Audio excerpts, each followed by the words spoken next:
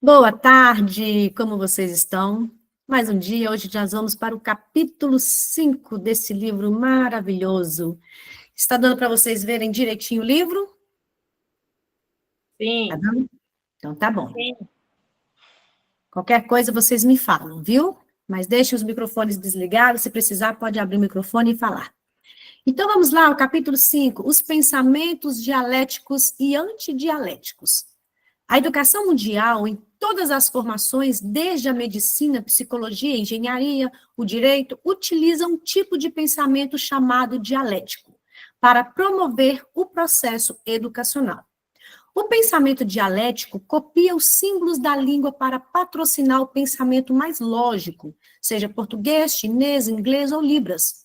Eu estudei sistematicamente o processo de construção dos pensamentos e identifiquei um outro tipo, bem complexo, que o pensamento dialético, o pensamento antidialético, nenhum dos dois pensamentos pode ser controlado. Existe uma construção contínua de ideias, as imagens mentais de pensamentos, e cada pensamento é construído, desconstruído, e se torna um outro pensamento que é desconstruído com os reconstruídos. Cada emoção, como a alegria e o prazer, é sentida por alguns minutos ou horas, pois a emoção prazerosa se desconstrói e se transforma em uma experiência de contentamento ou apreensão. Esse processo é ininterrupto, até quando dormimos. Por isso que sonhamos. Ó, aprendemos sobre isso, por isso que nós sonhamos. Você, no máximo, pode dar direção inteligente, lúcida, gestão aos pensamentos e emoções, mas você não pode interromper. Agora eu te pergunto, uma criança, antes de entrar na escola, pergunta muito ou pouco? Muito? E isso acontece porque a criança liberta de maneira mais intensa o pensamento antidialético e imaginário. E depois que ela entra na escola, ela pergunta muito ou pouco. Com o passar do tempo, ela pergunta muito menos. Na universidade, a maioria dos alunos são calados. A educação nos intoxica e intoxica nossos filhos com o pensamento dialético, com uma pedagogia insana e atroz, quando deveria promover o debate de ideias. Agora eu te pergunto, sofrer pelo futuro é um pensamento complexo ou não? Muito complexo. Na verdade, é de extrema complexidade e sofisticação, porque você antecipa um futuro inexistente e asfixia o seu presente.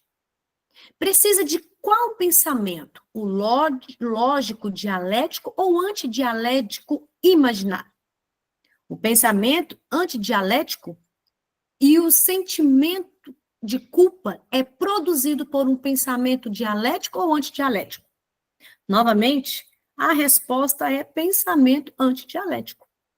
Você acredita que um dia um robô ou inteligência artificial, por mais avançada que seja, desenvolverá sentimento de culpa? Nunca. Todos estão fascinados com a inteligência artificial. Mas nenhum computador, nenhum robô sentirá solidão. Nenhum robô terá sentimento de culpa. Nenhum robô terá necessidade de trocar experiências. Passará por níveis de ansiedade ou autopunição, autocobrança. São atributos da nossa mente complexa e são patrocinadas em destaques pelo pensamento imaginário, rebelde às convenções do conhecimento e da lógica. Reforço que se você não aprender a gerir os pensamentos antidialéticos, imaginários, para construir projetos de vida, você vai desenvolvê-lo para produzir os seus cárceres mentais. Há pessoas que têm todos os motivos para ser felizes, mas são tristes, deprimidas e angustiadas. Conhece pessoas assim? Eu creio que vocês conhecem. Elas sofrem por coisas que não aconteceram, se perturbam por problemas que só está na mente delas. São pessimistas, mórbidas, hipersensíveis. Pequenos problemas têm um impacto muito grande. Isso acontece porque nunca aprenderam a impugnar seus pensamentos perturbadores. Nunca aprenderam a desenvolver a arte da dúvida, da crítica e da determinação. Ou seja, nunca praticaram a técnica do DCD, duvidar, criticar e determinar. Essa técnica deve ser praticada várias vezes por dia, assim como você usa a escova de dentes. Para fazer higiene bucal, você tem que usar a técnica do DCD para fazer a higiene mental. Tomamos banho algumas vezes por dia. Eu já tive pacientes que tomavam 40 banhos por dia. Era escravo do processo obsessivo-compulsivo. Mas não fazemos minimamente a higiene da nossa psique. Ensinamos regras de convivência e passamos milhões de informações aos nossos filhos, mas não os ensinamos a impugnar, a discordar, a confrontar. Ensinamos seus pensamentos perturbadores, que são inúmeros e tão complexos como podemos imaginar. Por isso que eu tenho falado como plateias do mundo todo, que estamos assistindo o coletivo da infância no mundo. Nossas crianças têm tempo para tudo, mas não têm tempo para ter infância, para brincar, se reinventar e para desenvolver um eu protagonista da sua própria história. Um eu que duvida de tudo que o controla, que critica o lixo mental e determina se reinventar. Aprende-se matemática, física, química, biologia, competências técnicas, mas não aprendemos ou aprendemos muito pouco sobre nós mesmos. Eu já tratei pessoas multimilionárias, mas que empobreceram num único lugar que é inadmissível ser pobre, dentro de si mesmo, porque era escravo dos seus pensamentos dialéticos e antidialéticos. São miseráveis morando em palácios. Pequeno capítulo, mas com grande importância para a nossa vida.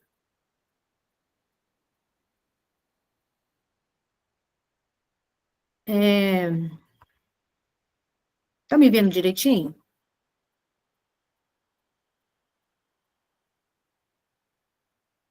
Sim. Tá me vendo bem? Para mim congelou aqui. Tá certo, tá te vendo direitinho. Ah, agora deu certo aqui. Eu congelei a imagem sem querer aqui para mim. Gente, capítulo pequeno, mas como nos vimos nessas situações?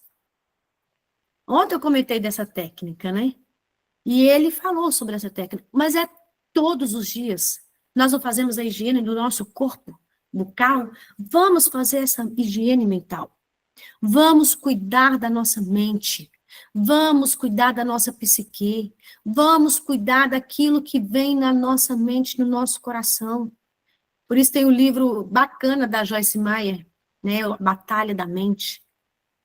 Vamos cuidar daquilo que nós pensamos, daquilo que é mais precioso. O doutor falou sobre pessoas multimilionárias, mas eram escravos de si mesmo. Quantas pessoas nós vimos, né, famosos, que faziam o mundo rir, mas ele era preso numa angústia sem fim, porque não sabia gerenciar esse pensamento, não sabia duvidar do que pensava, não sabia criticar esses pensamentos, sofrendo pelo futuro incerto. Sofrendo pelo futuro incerto. A palavra de Deus nos ensina tudo. O homem pode fazer plano, mas a resposta certa vem de Deus. Faça plano, mas sem esse sofrimento do futuro. O que será de mim amanhã? O que será dos meus filhos? O que será isso? Gente, será? O que será? O que fazer? Está roubando a paz de hoje. Né? Foi o que estava falando ali. Está roubando a paz de hoje. Nós não podemos viver assim, devemos fazer higiene em nossa psique. Alguém quer comentar alguma coisa sobre essa parte? Porque o próximo capítulo também é bem pequenininho.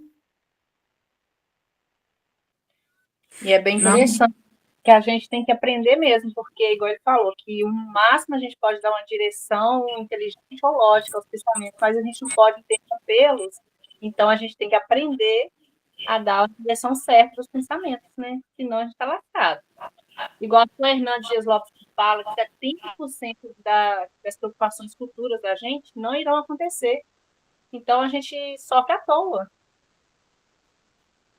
Quantos por cento que o Hernandes Dias Lopes fala? Eu acho que é 70%, se eu não estiver enganada. 70%.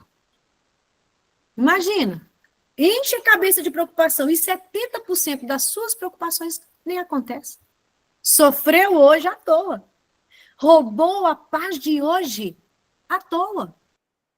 Eu sou bem assim, viu? Sou bem assim. E me responde, Kelly, vale a pena ser assim? Não, eu sempre, desde nova, igual, né, Deus está me corrigindo muito, graças a Deus, mas eu sempre fui muito pessimista. Eu sempre vi muito lado ruim das coisas. Eu acredito que tudo na vida tem o lado bom e o lado ruim, mas eu sempre fui mais focada pro ruim. Ah, não vai dar certo. Ah, vai acontecer isso, ah, vai acontecer aquilo. Então eu sempre sofri muito com isso. Agora que maneirou um pouco. Agora, depois que eu tô lendo mais a Bíblia, que eu tô aprendendo mais, aí eu tô ficando menos ansiosa pelo futuro. Mas eu sempre sofri muito com o futuro e sempre sofri muito por causa do passado. Sempre. E o presente mesmo, Estava eu não sendo vivia. roubado. Não vivia. Uhum. O passado, se você ficar sofrendo por ele, vai vir o quê? Culpa, vai vir remorso, vai vir só esses sentimentos ruins. Nós temos que olhar para o nosso passado o quê? Não, eu errei, mas eu aprendi.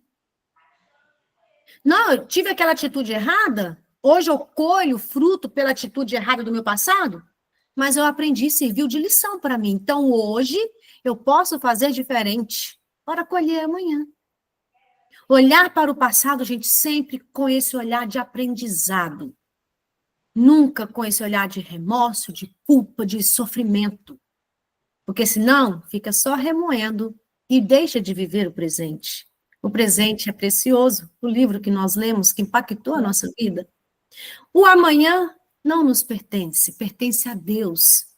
O amanhã vai ser um presente se a gente viver hoje direito. Se a gente viver hoje direito, amanhã nós vamos ter um presente. Então, nós não devemos roubar o nosso presente de nós, que é uma dádiva de Deus. Mas alguém deseja comentar algo? Aquele escreveu aqui, ó. O primo do Dorival, que é o esposo dela, saudável, trabalhador, agente penitenciário, preocupou sua mente viciando em jogos. Com isso, não suportou a pressão e se matou. Amanhã será o seu velório e sepultamento. Misericórdia, estou pasmada. 35 anos. Gente, olha o que está acontecendo. A geração está doente. A ânsia de ter tanto dinheiro, né? Envolveu com o jogo. E olha o que aconteceu com ele. Às vezes, a gente não sabe, porque envolveu com o jogo, deve ter envolvido até mesmo em dívidas. Muitas dívidas. Igual contei aqui, uma pessoa que eu estou atendendo, graças a Deus ela parou de jogar, mas ela envolveu com dívida, aí pediu a agiota para pagar aquela dívida, outra agiota. Ela envolveu numa dívida de mais de 20 mil reais. Uma pessoa que paga aluguel, mãe solteira com 2 crianças. O desejo, né, a cobiça por querer mais, a pessoa acaba entrando numa enrascada. E olha o que ele fez. Tirou a própria vida. Triste essa situação. Mas nós estamos aqui para aprender a gerenciar os nossos pensamentos. Nós estamos aqui para aprender a fazer gestão das nossas emoções. Então, a técnica, alguém lembra qual técnica que é que devemos usar todos os dias? Vamos ver. Duvidar, criticar e desenvolver, não sei. Determinar, isso aí. Isso aí, todos os dias. Vai vir milhões de pensamentos, mas duvide, critique e determine. Vocês, nós, vamos viver com mais leveza, vamos ter uma vida melhor, debaixo da bênção de Deus. Amém? Jesus abençoe. Cadê Karine e Jorginho? Hoje estamos celebrando, né, aniversário da Kelly. Vocês, gente, que eu não sei o aniversário, quiser mandar para mim no WhatsApp. E quem mais? Determinar, Débora. DCD. Duvide, critique e determine. Tá? Se vocês quiserem mandar para mim a data do seu aniversário, para a gente comemorar também, pode mandar, viu? Para não passar em branco. A Kelly é hoje, 13 de agosto. Nós já oramos, cantamos parabéns numa versão atualizada, invertida. Mas o Senhor, ele era maravilhoso. E a Karine vai estar cantando mais o Jorginho para a gente hoje, louvando a Deus, agradecendo por mais um dia, mais um ano de vida, da vida da Kelly e todas nós. Karine, pode ficar à vontade.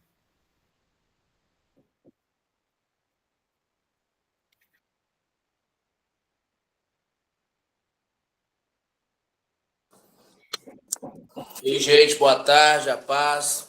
Parabéns, Kelly. Obrigada. Feliz aniversário, Kelly. Deus abençoe. Amém. Obrigada.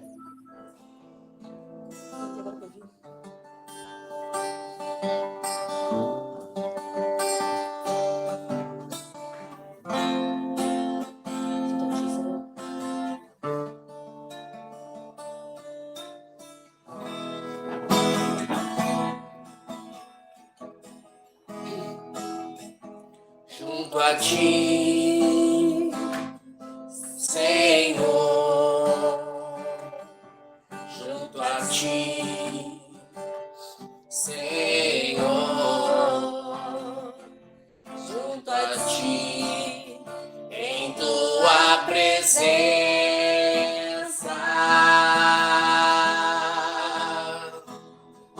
junto a ti, Senhor, junto a ti, Senhor, junto a ti, em tua presença,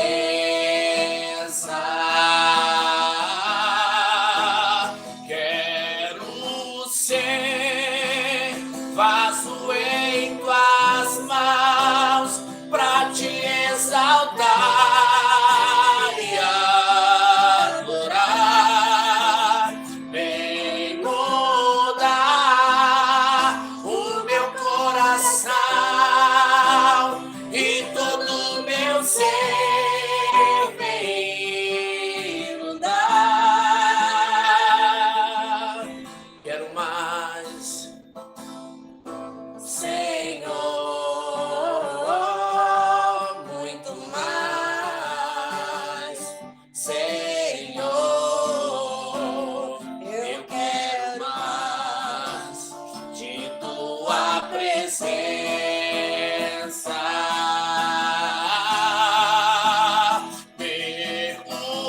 mergulhar no rio de amor e me envolver no teu poder, transbordar as águas do louvor, em ti me aconchegar, te conhecer. Quero ser vaso em tuas mãos pra te exaltar e te adorar, bem mudar o meu coração, em ti me aconchegar, te conhecer.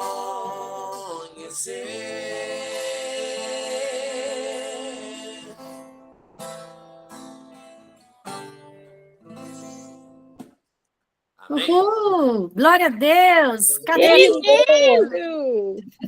Eu tava esperando seu que lindo! Glória a Deus! Gente, como é bom, né?